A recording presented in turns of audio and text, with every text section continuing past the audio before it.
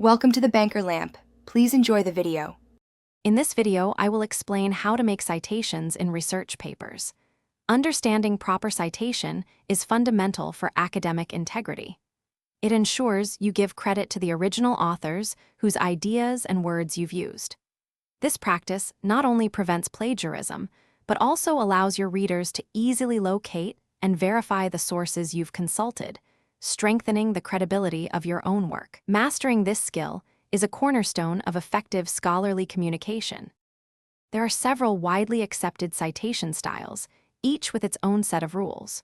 For instance, the American Psychological Association, or APA style, is commonly used in the social sciences and education. The Modern Language Association, or MLA style, is a staple in the humanities and literature. Meanwhile, the Chicago Manual of Style is often preferred in history and some social science fields. Choosing the correct style is usually dictated by your discipline or instructor. In-text citations are brief references placed directly within the body of your paper, guiding readers to the full source details. For example, in APA style, you typically include the author's last name and the year of publication. In MLA, it's usually the author's last name and the page number.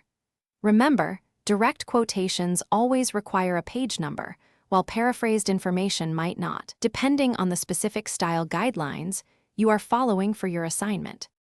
Finally, a comprehensive reference list, bibliography, or works cited page provides the complete bibliographic information for every source you've used.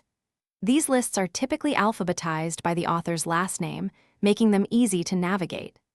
Each citation style dictates precise formatting for different source types, such as books, journal articles, or websites. Maintaining accuracy and consistency throughout this section is paramount for presenting a professional and credible research paper. Thanks for watching. If this was helpful, leave a like and consider subscribing. See you next time.